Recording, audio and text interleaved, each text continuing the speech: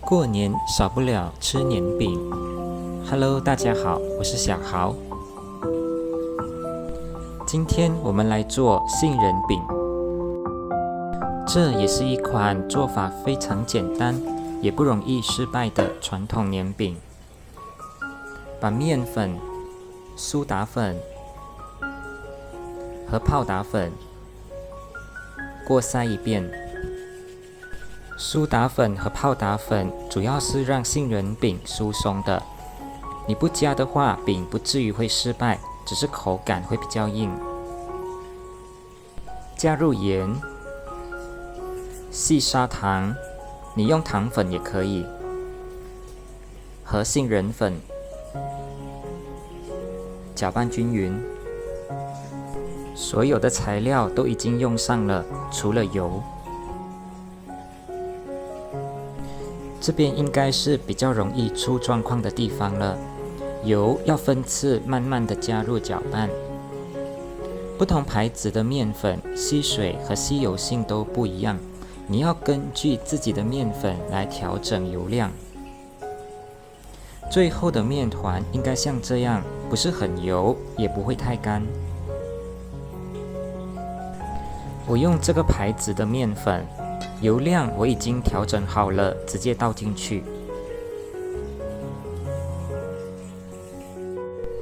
搅拌到看不见干粉就可以了，像这样。搅拌好的面团其实不会粘手，不戴手套也可以的，把它捏一下。接着来分面团。1粒10克，先捏成团，揉圆，微微调整一下，中间轻轻按一下做造型。再看一次，要用阴力来揉，太用力的话就会像这样。所以要轻轻的揉圆。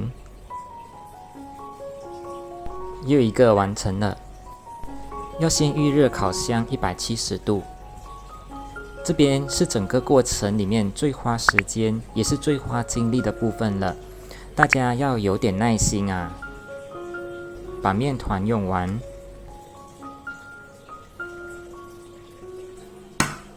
取一个蛋黄。加入半汤匙的水，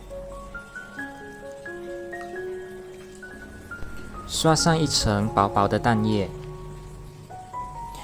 其实上面还可以加一些杏仁粒，只是我太懒惰了，我就不加了。送入烤箱170度烤20到25分钟。香喷喷的杏仁饼出炉了。金黄色的表面非常好看，做法真的非常简单，只要调整好用油量，再加上一点点的耐性，杏仁饼想要失败也很难。今天的视频就分享到这边，有任何想法都欢迎留言告诉我，也欢迎大家订阅我的频道。谢谢大家的观看，我是小豪，我们下次再见。